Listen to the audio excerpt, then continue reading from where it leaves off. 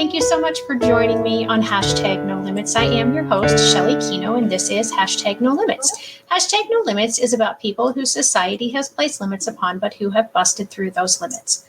Ophelia says in Hamlet, we know what we are, but not what we will become. And I believe that to be 100% true, and that there is no better example of that than the caterpillar turning into the butterfly. For those who don't know, the caterpillar literally dissolves into its cells and then reforms into the butterfly. That isn't all, though. It still has to struggle in order for its wings to be strong enough when it gets out of the cocoon, in order for it to be able to fly wherever it wants to go. None of that can be easy, but neither is busting through the limits that society places upon people. And today I'm really excited to share with you Delisa Abraham. And I'm not sure if Faith is joining us or not, but she will be joining us through the stories of her books, whether or not she's with us personally. So they are a family in Canada, and I'm going to let her tell you all about themselves in just a minute. I do want to remind you, if you're watching, to please give us a hashtag live and let us know where you're watching from. If you're watching in the replay, to do the same thing, but hashtag replay. And I think that's all the businessy stuff I have for today. So, Delisa, thank you so much for joining me. How are you? I am well. Thank you so much for having me on today. And to everyone listening in either live or for the replay, thank you for being here. Welcome. And I hope you're ready for a fantastic time today. Yes, awesome. So Delisa, just tell us, what is it about you and your situation that brings you to hashtag No Limits? You know, I really wanted to share that there are no limits, not even in age, gender, race, anything. That whatever your mind conceives, what's in your heart, your passion, you can do it. And that is a great example with my daughter, Faith, as Shelly mentioned earlier. So she is feeling a little tired. She did swimming, and then she tried parkour for the first time yesterday with some older kids. Yeah, so she tried that, and so her body's like, I'm tired. And then this morning, so she's homeschooled, but the library has like clay making, and they have a whole art series where these artists comes in. So she was working with clay early this morning, and she's like, Mom, I need to sleep. I'm like, all right, go take a rest. And that's amazing. How old is she? She is 6 right now. She is 6, and the fact that she is self-advocating as well as recognizing that her body needed sleep. That is so amazing. Kudos to you for instilling that in her, but also to her for being able to recognize and to say, I can't do anything else. I need to rest. Absolutely. And, you know, as you mentioned, it is a process. It's great that she can use her voice, and I'm happy, but that was intentional on my part. When I was pregnant and even after, and always continuously remind her, if there is a problem, however you're feeling, this is a safe space. I want you to share it. I don't know what's going on in your mind. I don't know what you're feeling, but I need you to share that with me. Yeah, absolutely. I was speaking to my daughter who is in her early 20s, and she was telling me she's had a big decision to make, and she really wasn't physically feeling the greatest. And she's like, I just don't know. And I said, well, I don't know how you feel, so I can't tell you the answer. She's like, you always told me that when I was growing up too. Like, well, I can't. We're not you. What I can do is guide you, because you see, we see them, we see what they're capable of, we know their limits, and also where they can stretch. But at the end of the day, we cannot take the action. Now, like as parents, we can't like physically go and do it for you. Right.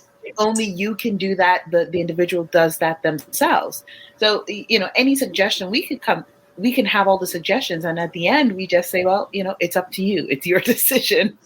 Right. Absolutely. Absolutely. We don't know how another person feels. So sorry, I kind of interrupted the flow of your story there. No, you didn't. You didn't. This is perfect. This is how I like it. This conversation, organic flow, because this is what people want. Right. Yeah, absolutely. So Faith is not joining us because she has self-advocated and said she needs to rest. And so tell us a little bit more about Faith. Absolutely. when she was 3, her first book got published, Superhero Faith. And that happened That's when my incredible. mom had cancer. And she was my mom was going through a tough time. And Sparkle is our dog. That's our disabled dog and our rescue pup. And Faith and Sparkle were there. We had to move in, support my mom on this journey because Faith wanted to help heal her. This was Oh, her wow. calling. And after my mom went through the chemo, the radiation, and had the support at home and all the love and hugs, Faith saw herself as a superhero doctor. And she told me this, Aw. in the middle of the night after her 3rd birthday. I'm tired because I just want to sleep. And it's Right. like bed. And she was very insistent, which is great, but in a quiet way, because when you're now sharing your vision or your idea with someone, you don't know how they're going to accept it or reject Right. it. And that's Right. with children and adults, right? Right. Absolutely. So generally when they're coming to you, it comes out like this little whisper or, oh, I was thinking of this. And so Mhm. that determines the flow of the conversation and everything else, right? And it was really great that she could share that because, as you said, she's advocating for what she wants. And then she mentioned she wanted to do homework at the time. She called it homework, to write it down. Now, could she write? She was, 3.5. She wasn't the best Right. writer. She's not the fastest writer. So I became a scribe. Yeah. Hey, it works. It worked. And she shared her story. And it happened on my mother's dining room table, the same home, the same dining room table. And she shared what a superhero doctor meant to her. This is it. And then all of a sudden it needed to be a real book. She's like, can this be a Oh. real book? And it was like, why not? Let's see where it goes. Mhm. The whole process of doing this wasn't to say, okay, you're going to be this published author and you're going to do that. It was going on the journey and showing her and myself at that time that when we start something, we have an idea, there's different seasons. So at that point, it's like, this is where you're at. Let's see where it's going and we'll complete it to the end.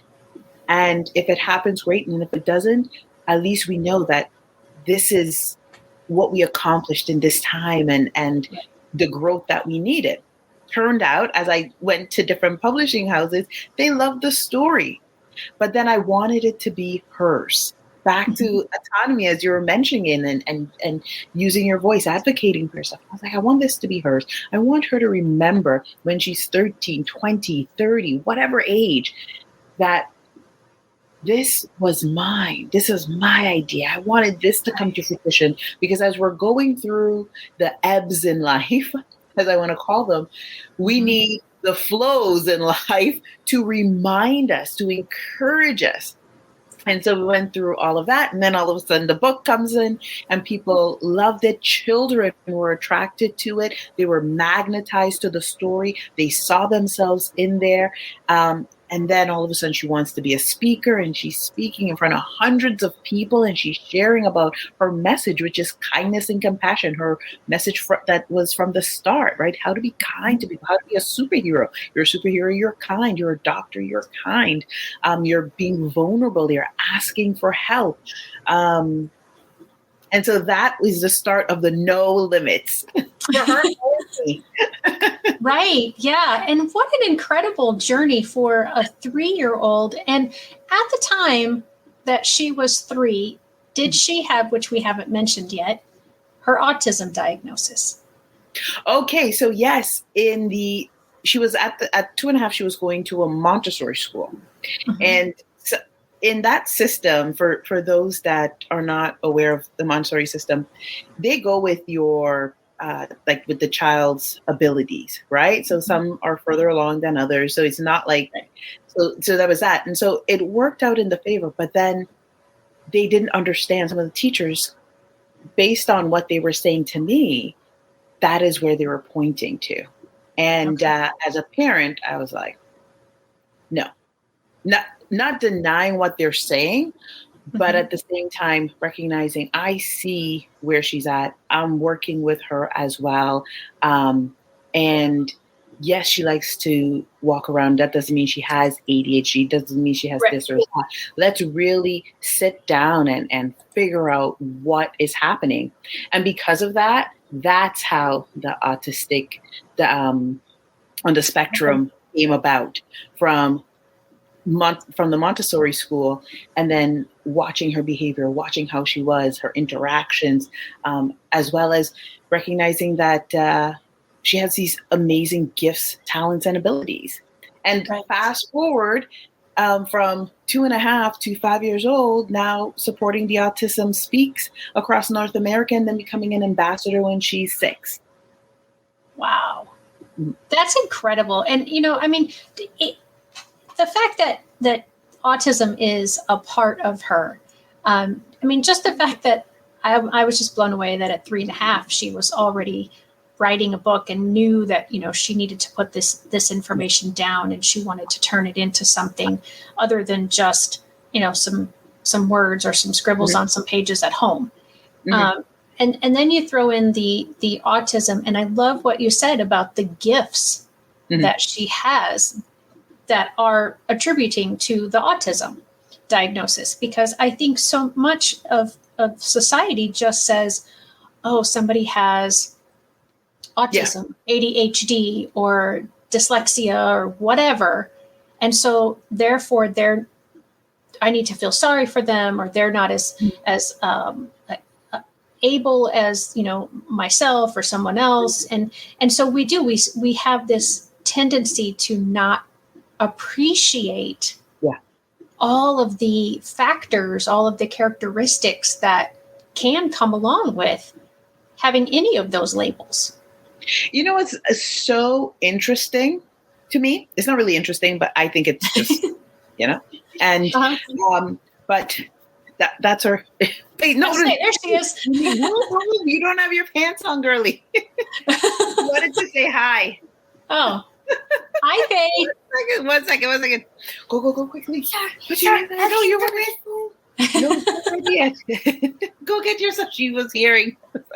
She wanted to rest, and she's like, "Okay, I'm just gonna." Yeah, I'm just gonna pop in. Yeah. Anyway, sorry about that. That's okay. But what I find interesting is that when there are people for example, I'm just going to use Elon Musk, that have Asperger's, right? That he's diagnosed with that, or even Albert Einstein, right? And Napoleon Hill, right? And all of these people, Thomas Edison. I know these are a lot of males that I'm speaking of here, but the fact that they had this diagnosis, people don't attribute, like they don't say, oh, and by the way, they have autism, or they were labeled with this. They just look at their gifts. And how they see themselves isn't someone with autism. All they just see, this is what's in me and I need to get it out. Right. And that is how I train Faith. So some people might say to her, oh, she has autism. And it's like, for her, she's like, no, this is what I'm supposed to do. Yeah, because I didn't train her to think in that sense that you are less than, or you're this, or you're that. Versus I see so many, not just people, but there are also children that just accept I have a disability. And so this makes me, their mindset shifts, their perspective shifts. Right. And it's like, no, you can function like everybody else. You have all of the things. And I understand there might be certain areas where support is needed, right? But that is with everyone. And if we support the areas that need to be supported and encourage the children and or adults to thrive in their strength, and we empower them in that, huge difference. Then we have the Helen Keller that's like, all of a sudden it's like, oh, how are you like creating such amazing art? How could you see and you were blind?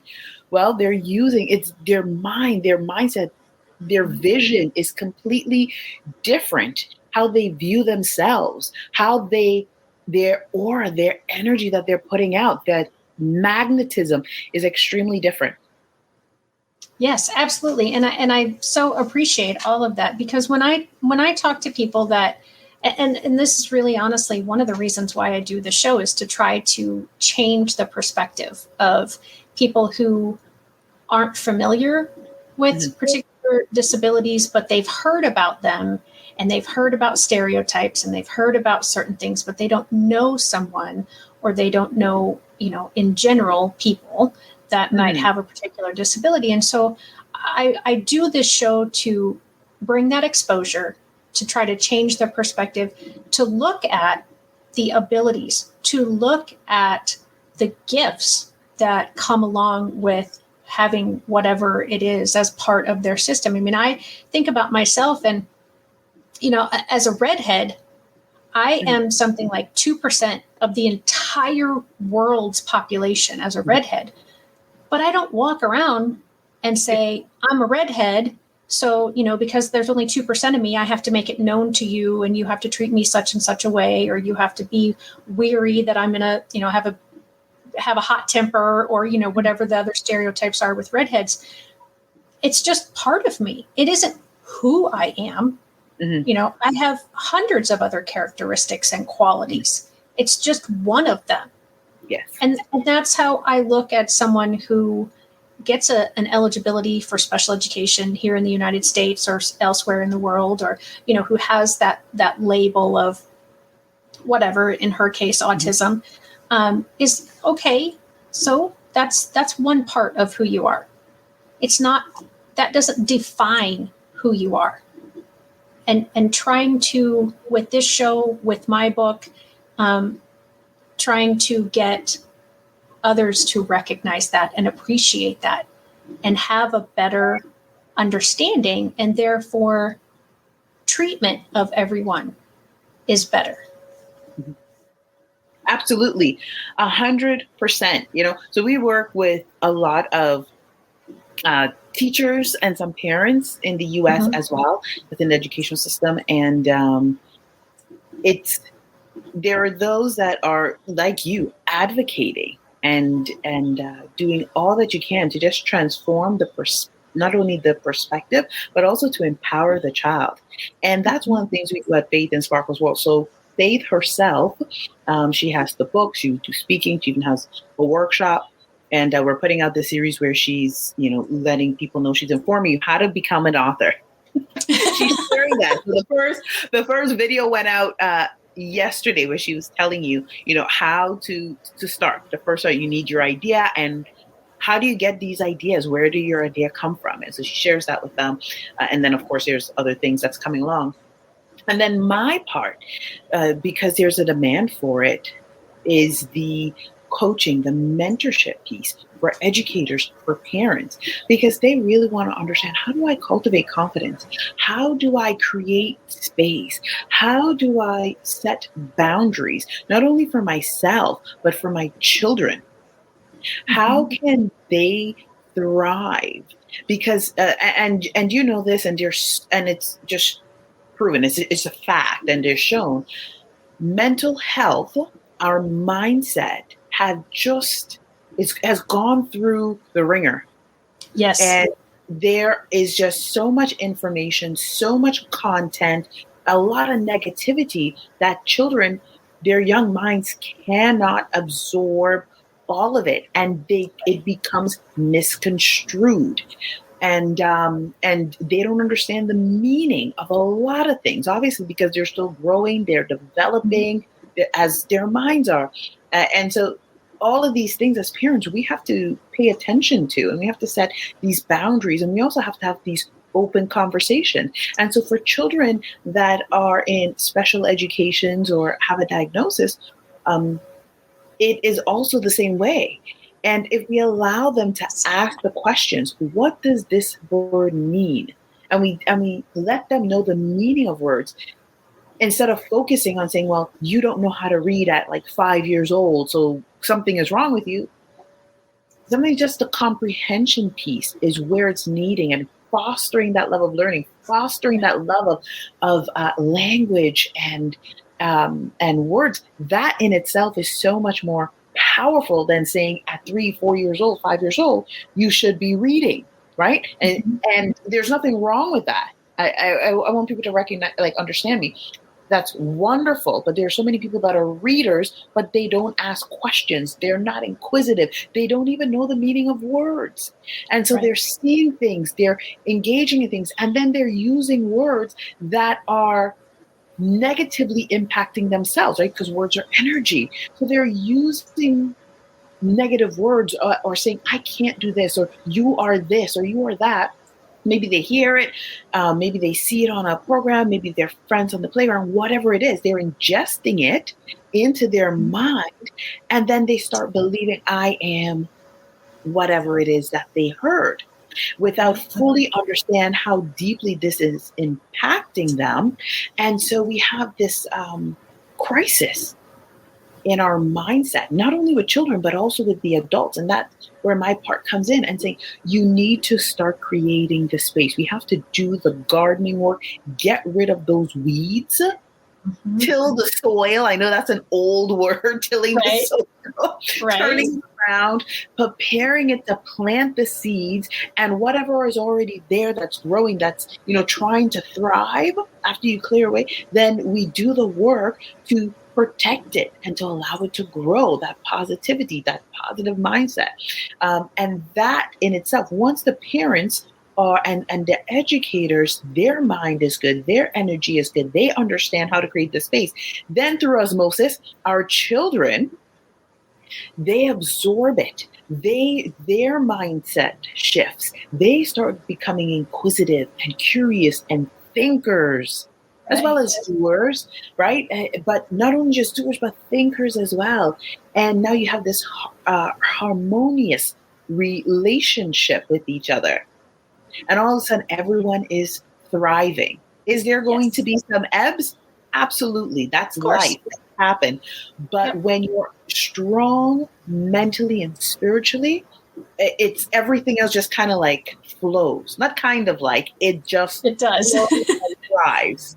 Yes, absolutely. 100%. I agree with everything that you're saying. I mean, the guest that I had last week, we talked about that too. She is also a teacher in the United States. And we mentioned how it is so important to speak life into our students. And as a society, we need to do the same thing. Whether you have a person in your life who is of a student age that we typically think about, we're all really students throughout our entire lives. We can always be learning something else. And the mental health aspect of it is such an it doesn't get enough attention. Underrated. Yes. Absolutely. Yes. Yeah. And getting into those kids' minds and saying, you know what, someday I know that you're going to be a great whatever because of what you just showed me in class today, or because of what you've shown me for the last 2 months or the last year or whatever. And, and then, but also saying that to kids in your neighborhood. Yes. That whole saying of it takes a village to raise a child really needs to be brought back into the forefront of everybody's minds, because yes, it's, that child has parents, but if a neighbor or even just an acquaintance comes up and says, you know what, you're really polite because I saw you do whatever, that was really kind of you. I really appreciate that. Or that was really respectful of you to do that, or so helpful, or whatever. Or, you know what, you didn't really do that very well, but I know that you have it in you to do better next time. Instead of just saying, whatever, it's not my kid, I don't have to worry about it. 100%. I agree. That mindset I believe it's Japan, if I'm not mistaken, like children, it's like the whole country is responsible for children, right? They can take the bus and stuff everywhere. I'm not saying that that's what's happening, but there's so many children that they're safe. They can go out. There are people that are in the schools, instead of focusing on the math and the English, or the math, the reading, and the writing right away. The first year is like this love of learning, and then they learn about respect and manners and those things.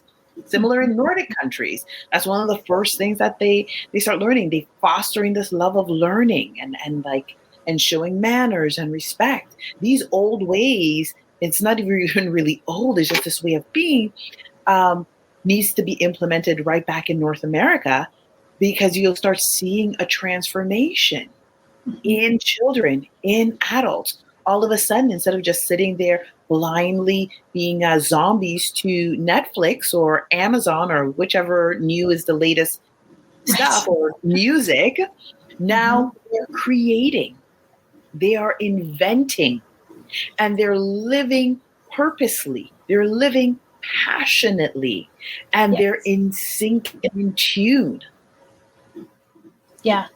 And I'm not sure that we're on topic anymore, because I know we're, talking about the education system, and it's important to talk about faith and sparkles and you and everything. But I think this encompasses how you are raising faith. Yes. And the fact that we do need to be better. I think so often about our kids here in the United States, and I'm not sure how it is in Canada, but at the age of 5 or 6, and sometimes even younger here in the United States, we say, okay, it's time for you to go to school. Whether the child is developmentally ready or not, we've said, this is the age, this is when you need to go. And then we don't do that.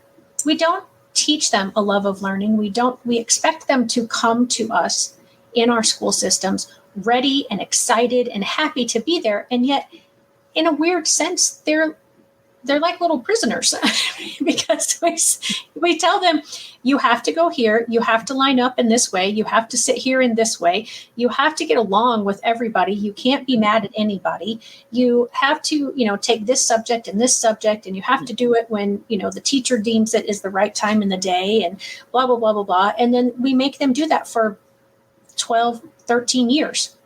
Yeah. And then, as they're getting into middle school and high school, going, why are these kids so disruptive? Why don't they behave? Well, because we haven't given them any autonomy, any desire to be there. It's just forced upon them. Yes.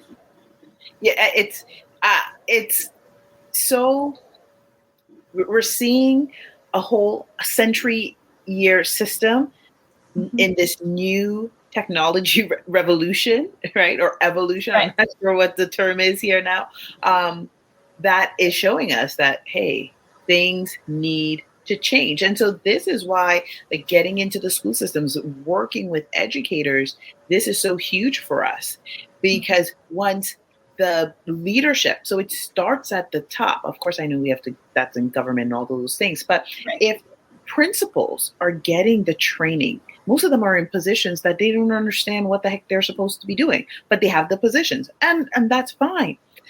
But they need that training. What is a leader? They don't even have a vision of what they want their school to look like. They don't even know what type of students they want to attract in their school, right? And what type of students that to build a community. They just see it, this is a school, this is the industry, that's it, not as that community mindset.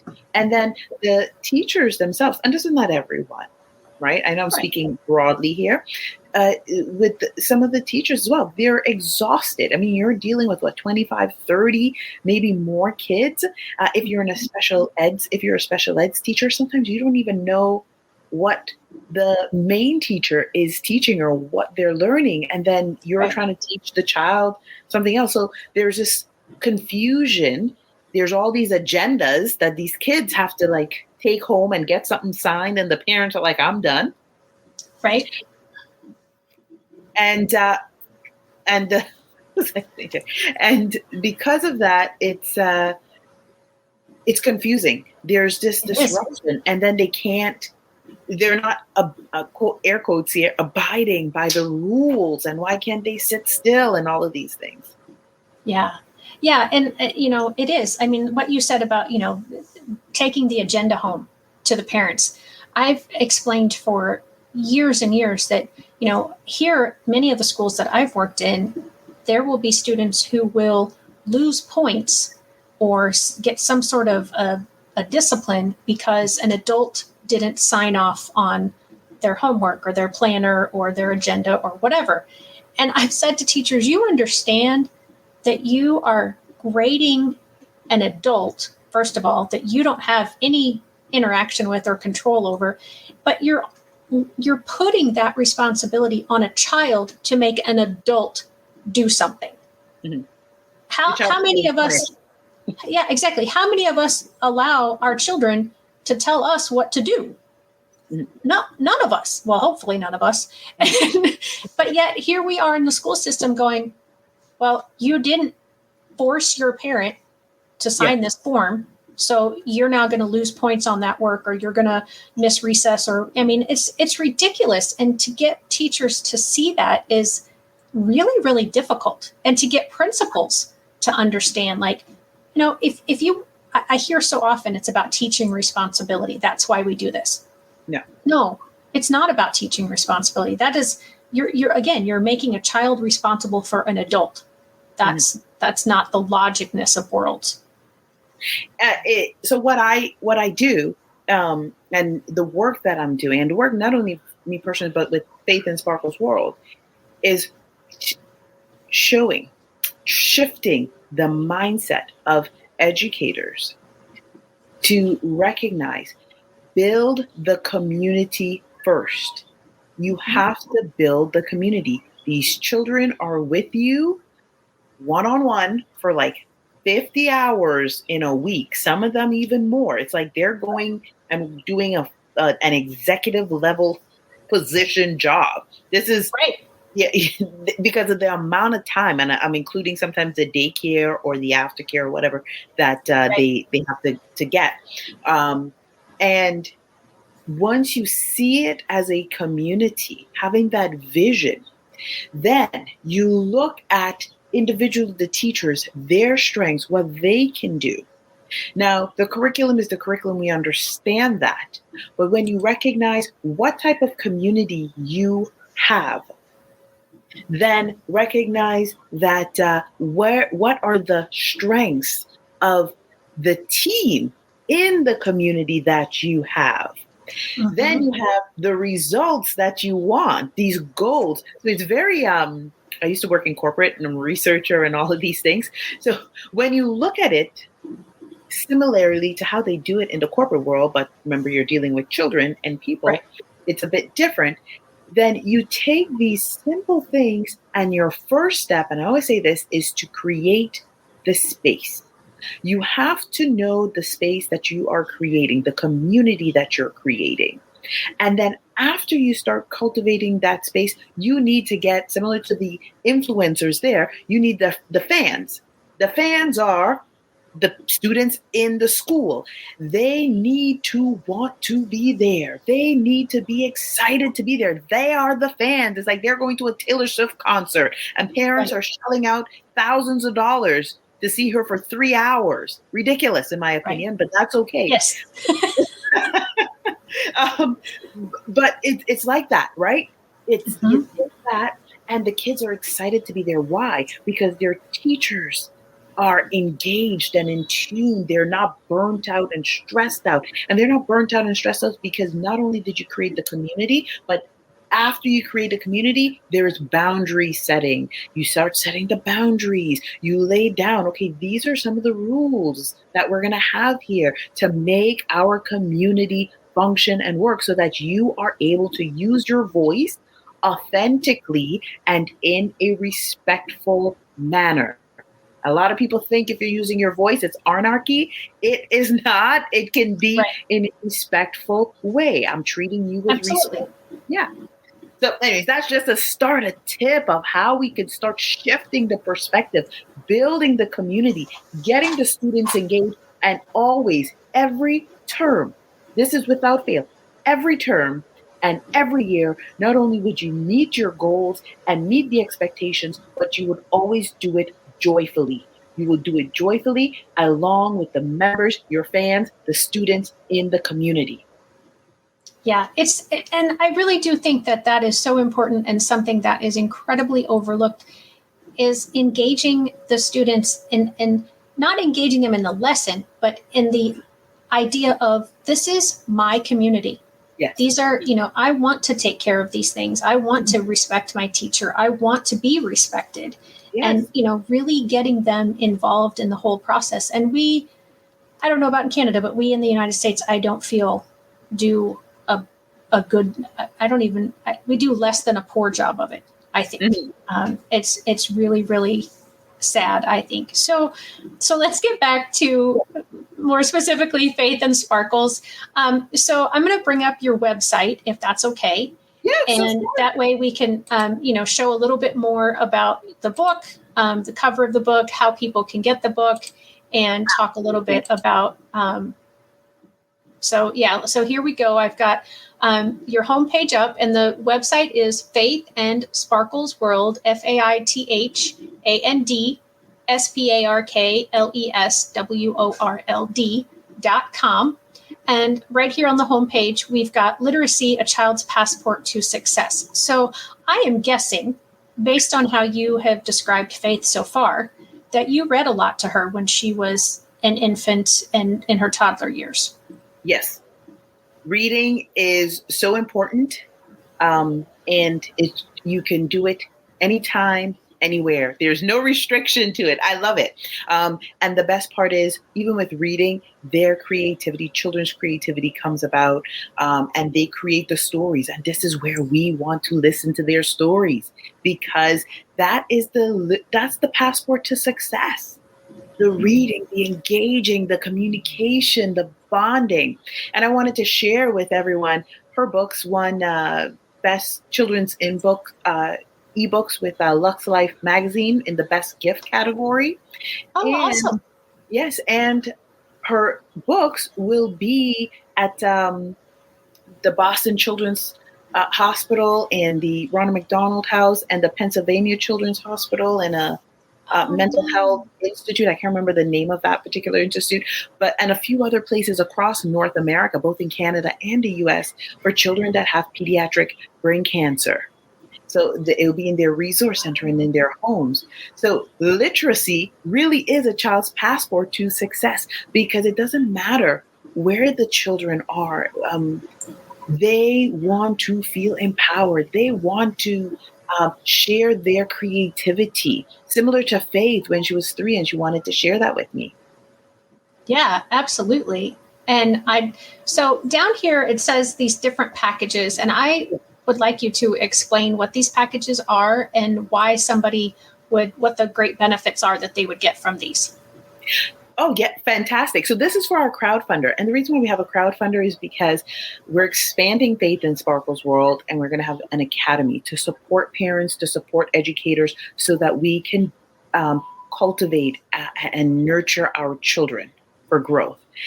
So the first package, Faith's package, this one you're going to get 2 ebooks, one for parents specifically, and we're going to go through the creating space. It goes through communication and bonding and the effects of that. And the second one is for children, and that is just empowerment message, like I am kind, I am powerful, I am resilient, all of these things to start nurturing the mind, feeding the mind, and making that mental shifting our perspective to that of positivity and thriving.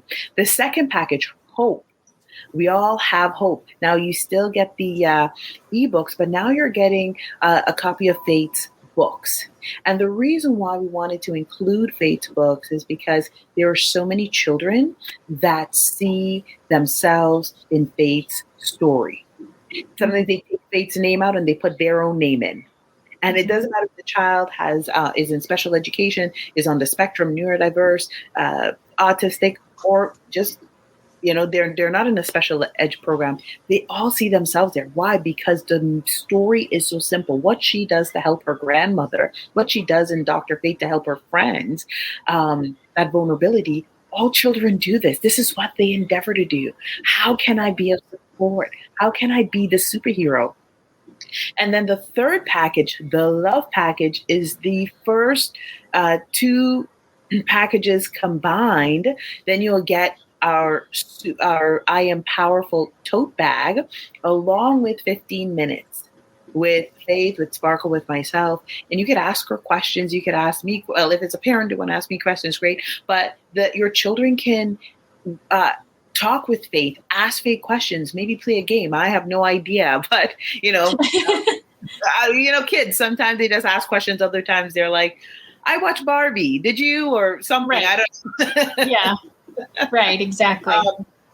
So that's what we have, and those packages really, I think they're so much value. They're value packed, and it's going to transform your lives. Even if you start with the first one, which is the Faith package, or you go up to the Love package, that's there where we're supporting you. That sounds fantastic. And I'm so excited that this is something that is going to be available to anybody, no matter where they are in the world. Now, I imagine, obviously the 15th, well, it does say Zoom. Okay, so it does say Zoom call. I was thinking, well, if they're close by, they might get an in-person. But if they're farther away, then of course they have to do Zoom. But how inspiring that must be to other children. And honestly, even to myself, because behind me is a book that I wrote and released a few years ago. And I was in my 40s when that happened. And actually, no, I was 49. I was a month away from my 50th birthday. And, to write a book is not an easy process. And so I'm really excited to go back and find that video where she tells how to write a book, because I'm going to see how well I did according to the steps that she puts out there. Well, step 1 came out yesterday. So when you go to at Faith and Sparkle's World, either on Instagram, Facebook, Pinterest, like any other channel, you're going to see her. That's like the first thing you will see, where she's telling you step 1. You need an idea. Okay. You got to use the old noggin. That's right. Yeah, and then she tells you where your inspiration comes from. Oh, perfect. And where and how to write your story. That's step 1. Okay, that's awesome. So, is there anything else in the website that you would like me to go to share with the audience right now?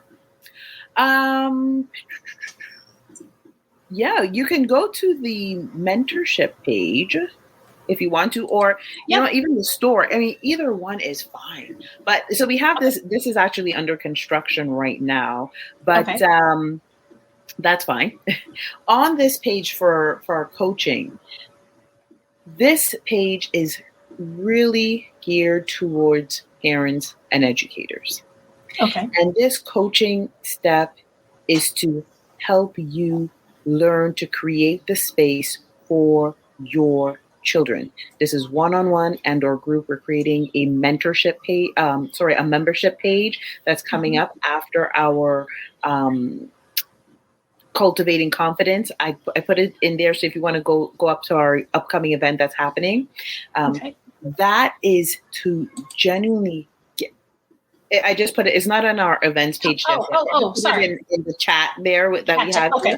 Yeah. So that will take you straight to the LinkedIn, and it's to really empower you to create that space so that you can start making the necessary transformations within yourself and with your family.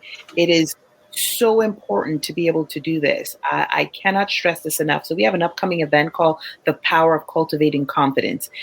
Right now it's filling up. I was expecting about 50 people. We're at 40 something, 40 or 42, I think. So it's starting to fill up. So I might have to open up more spaces for it. And educators, they are like, we need this. They're showing up. I have people from university professors. I have teachers and principals from Australia that signed up to attend this webinar. We have lots of teachers, high school teachers as well, saying, how can we connect? I want to know how to cultivate confidence. I even have parents, lawyers. There are lawyers and doctors whose children, some of them are on the spectrum. And, some of them are a bit grown up, some of them not so much, but they want to know, how can I cultivate confidence in the home? How can I allow my child's gifts to shine without my fear getting in the way? That's huge. Yes. Yeah. So so this specific program, this specific event free of charge, is a nice introduction to our coaching program as well as to our membership. But what a great way to start. A great way to start so you could come and see what we're about and take away some practical tips that you could implement in your life. And if you're consistent within 30 days, this is and true story, but you got to do the work, right? Within 30 days of implementing the tips and the strategies that I'm going to share, you will start seeing a shift in your home and in your children. But you need to do the work. Yeah, absolutely. The work is so important. And I think so much of our society is into the quick fix that if it doesn't work within the first or second attempt at something, they want to give up. And anytime you are changing and working with behaviors, you have to give it time because it took a while for that behavior to develop. It will take a while for that behavior to change and be replaced by a different and hopefully better behavior.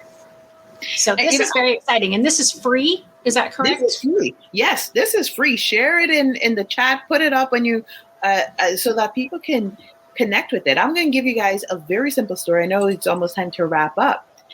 The reason why I picked this particular topic, cultivating confidence, I see my daughter. Everyone's like, wow, she's super confident. She went through extreme bullying, severe bullying. When it first started, she stood up for herself. She used her voice. She would say, I'm not that, are you? Right? Mm-hmm. It became so intense, even though the teachers stepped in and they did the stuff. The one particular student, he calmed down for a few months, paid attention to what's going on. He started to see how Faith's attitude, how Faith's personality, all of those things, how it shifted from him being, I don't like the word popular, but everyone following his way of being, to all of a sudden people want to talk to her and get to know her, and she was making friends. And then after he paid attention to all of those things, now he wanted to lead the pack. He wanted to lead the group, the classroom. Mm-hmm. And he, threatened her, sadly. So Faith's confidence in that, it scared her. But in the moment, because she was prepared, she knew how to defend herself, how to stay the course. And she used her voice when it was necessary to do so. And I share this with you because we all have confidence, but we're all going to encounter a time, a person, or a situation where all of our confidence are going to be tested or shaken, I should say, not tested, but more so shaken. So this is why it's important for children in special ed or on the spectrum. That level of confidence really needs to be strong. That level of self needs to be strong, as well as for them to know that they are supported, that they are supported, that they have support. And so in saying that, this is why now she's homeschooled, because she said, Mama, I don't want to go back to school. He was involved in one of the programs, in the after school programs that she used to go to, and she really liked it. So I don't want to go. I don't want to be around this person. And so now she was confident in certain things, but then now it was rebuilding another area of confidence because she didn't want to leave the home. She didn't want to see this person around because we all kind of live not close to each other, but we're in the same community, the same area. Right. And so then that took a few months, even for her to go and share her thoughts before she would pick up the phone and record something and then say, Mom, this is what I have. I want this to go up. She didn't do that for about 5 months. But now these last 2 weeks, end of August, beginning of September, now she's sharing some of her wisdom. So even if you go on YouTube, you'll hear her talking and saying, be kind to yourself. Remember to be brave and face your fears, right? She's sharing these things because she knows what that experience was like, that I went through something, I was feeling confident. My confidence was shaken a bit. And now to strengthen the resilience, strengthen who she is, her character, and her confidence to a different level. Yeah, that's awesome. And I was just having a conversation earlier today about bullying and how bullying is one of, to my thinking, the most difficult things to address, because unless you hear or see it happening, you're calling one student a liar or one person a liar, because one person says one thing, the other person says it's different, and how do you know who to believe? And and then working with both parties, because the person who is doing the bullying is probably lacking something, Mm-hmm.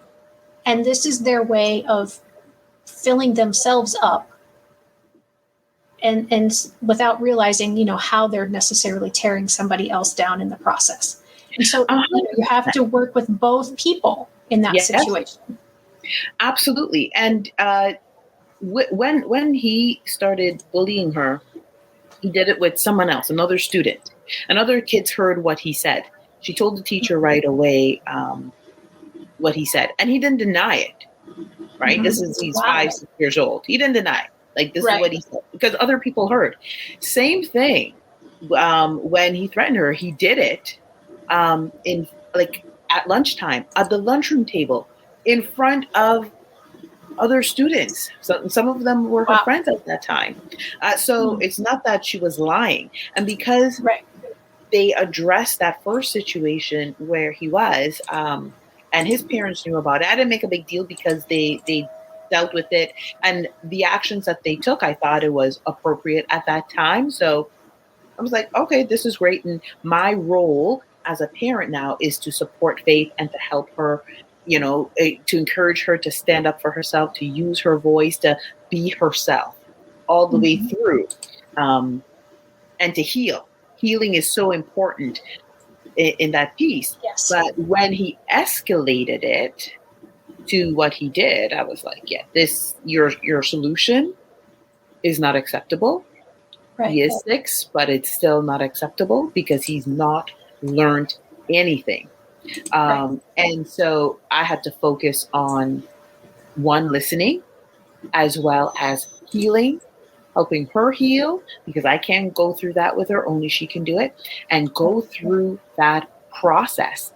And it's very abusive. Bullying is abuse. And if you speak with even adults that go through that, the mental voice that repeats itself. Sometimes all of a sudden they're walking down the street or something, and then they just break down in like a cold sweat, or crying or shivering.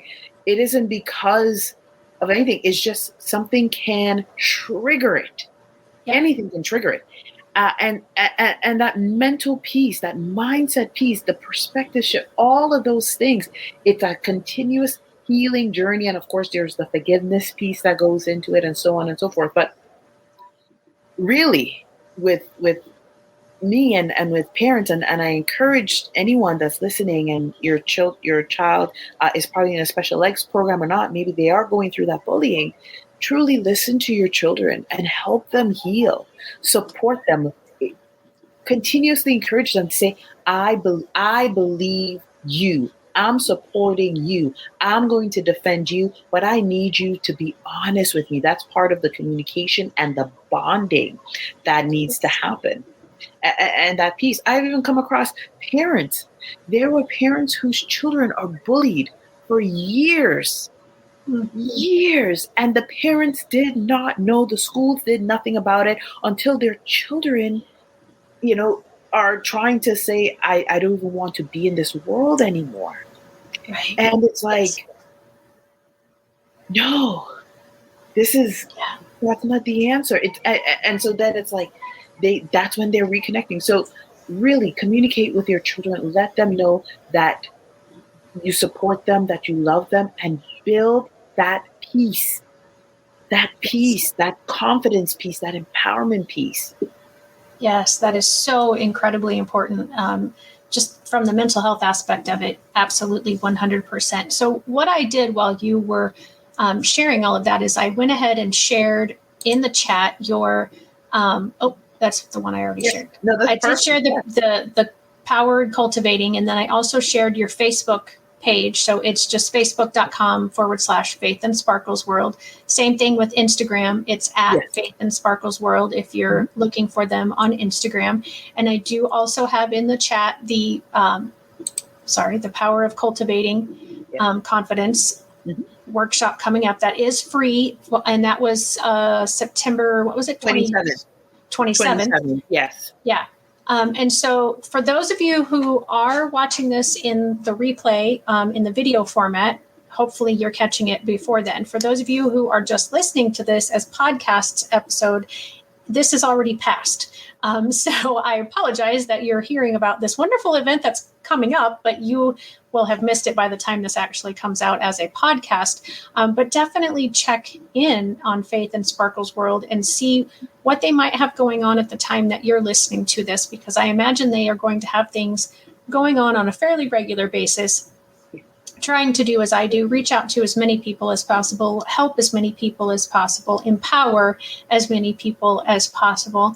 Delisa, thank you so very much for being with me today. I've really enjoyed speaking with you and learning more about what it is that you do and how you're raising faith, and what an incredible young girl that she is. I mean, at age 6, to have 2 books under her belt as an author and, a speaker, and just doing all of the great things that she is doing. I want to give you one last opportunity. If there's anything that you had wanted to talk about or say that you haven't felt that you've had an opportunity to do, or do it as well or as much as you wanted to, this is that opportunity now.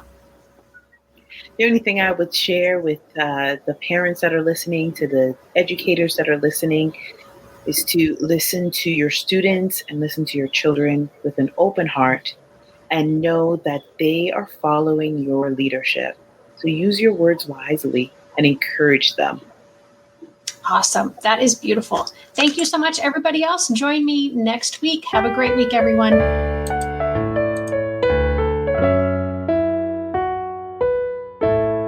Hey, parents and teachers, are you tired of IEP meetings that feel like a battle? Let's put an end to the tension and create a collaborative, calm, and respectful environment together. Shelley Keno, your go-to IEP consultant, can transform your meetings into positive and productive experiences. With Shelley Keno, your child is her top priority, your voice is heard, and you become confident. Shelley Keno is making the world better for all, one IEP at a time. Visit www.shelleykeno.com for more information and set up your free 20-minute consultation today. That's shelleykeno.com, SHELLEYKENOW.